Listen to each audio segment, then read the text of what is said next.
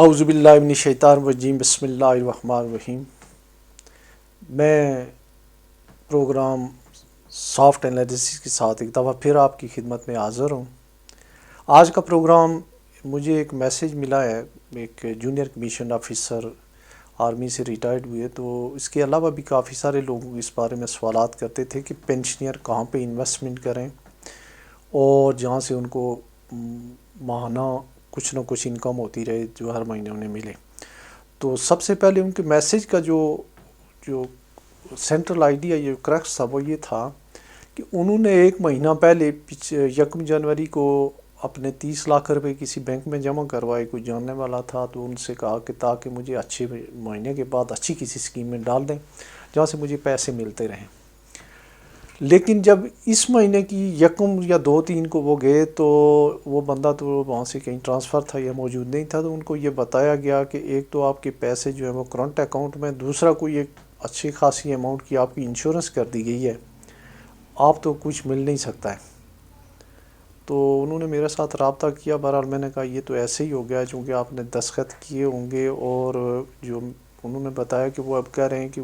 30 لاکھ انہوں نے جمع کرائے تھے، 29,40,000 انہیں واپس ملیں گے۔ میرے ایک کزن ہیں، ان کے ساتھ ان کے تو 10 سال کے بعد بھی جو ہے وہ جب میچورٹی ہوئی ہے بھی بینک کی تو ان کو پیسے جو ہے وہ پورے نہیں ملے۔ ہمارے ایک اور عزیز ہیں، ان کے بھی جو ہے وہ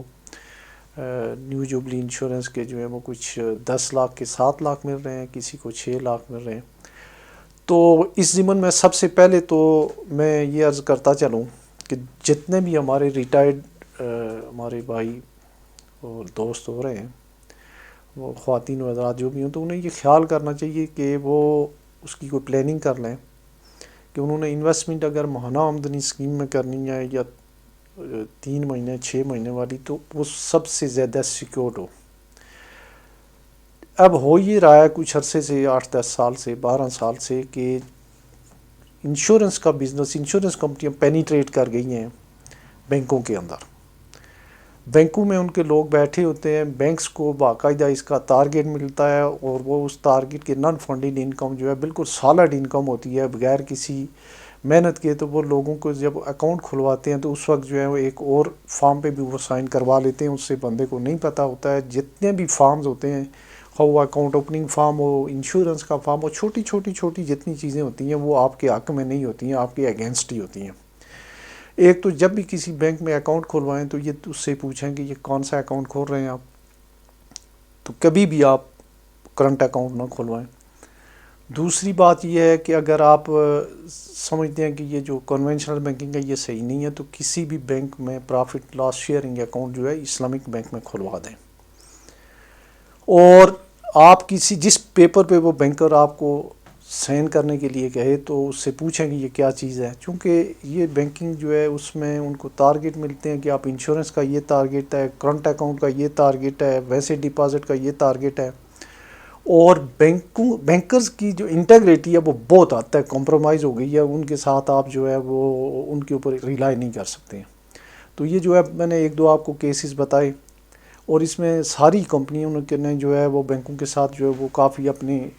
جو ہے وہ MOU سائن کیے ہوئے ہیں، ان کے لوگ بیٹھے ہوتے ہیں۔ اگر کسی نے کرانی ہی ہے،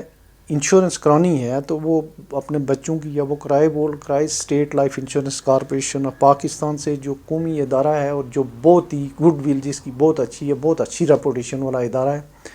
یہ کمپنیاں جو ہیں یہ بعد میں آپ کو کچھ نہیں دے رہی ہیں، لاکھوں کی تعداد میں لوگوں کی جن کی میچورٹی ہوئی ہے ان کو جتنے پیسے پرنسپل اماؤنٹ بھی 10 سال کے بعد پورے نہیں مل رہے ہیں۔ اب ہم آتے ہیں اس طرف کہ کون سی جگہ جہاں پہ سب سے اچھی سکورڈ اور اچھی آپ کو بینیفٹ مل سکتے ہیں۔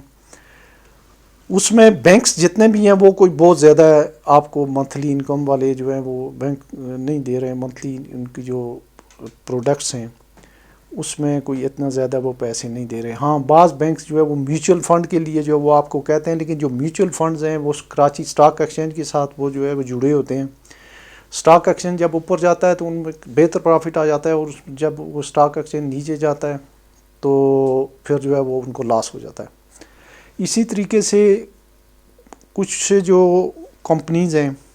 انہوں نے اپنے انشورنس کمپنی نے اپنی پروڈکٹ بنائی ہوئی ہیں وہ بالکل صحیح نہیں ہے، خاص کر نیو جوبلی انشورنس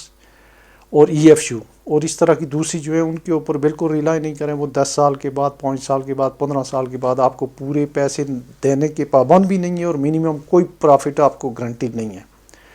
اور نہ اسٹیٹ بینک کے انڈر وہ آ رہی ہیں. لہٰذا میری یہ آپ سے گزارش ہے کہ یہ جو ہے انشورنس کی انویسٹمنٹ کو بالکل چھوڑ دیں. اس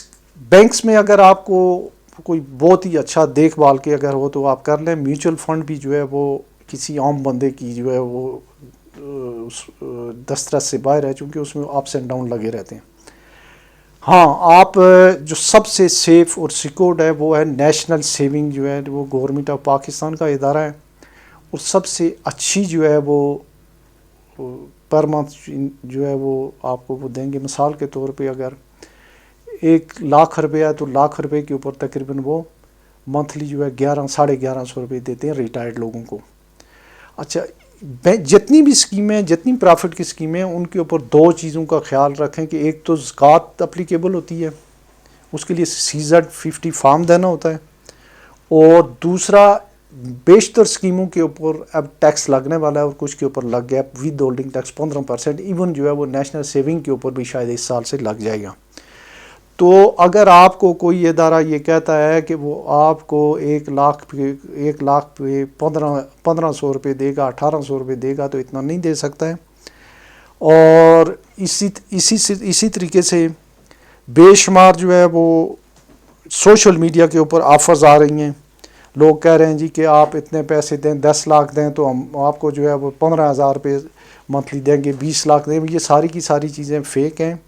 اور اس میں آپ کے پیسے ضائع ہونے کا احتمال ہے. تو لہٰذا آپ اگر بینک میں رکھیں تو ان سے پوچھ کے ان سے باقاعدہ یہ پوچھیں, کیلکولیشن پوچھیں کہ کتنے پیسے آپ مجھے دیں گے. اور اگر آپ کو منتھلی ایک لگی بدی آمدنی چاہیے وہ نیشنل سیونگ کا ادارہ ہے وہاں چلے جائیں اور ان سے جو ہے ان سے اپنی ڈیل کر لیں. انشورنس اگر کروانی ہے نیشنل انشورنس سے کروائیں, اور وہ بھی میری آپ سے گزارش ہے کہ کسی بینک کے ذریعے نہ کریں بلکہ آپ نیشنل انشورنس کارپوریشن کے جو ایجنٹ ہیں ان کے ذریعے سے کریں. یہ جو بینکس ہیں یہ تو پہلے ہی بڑے بڑے جو ہے وہ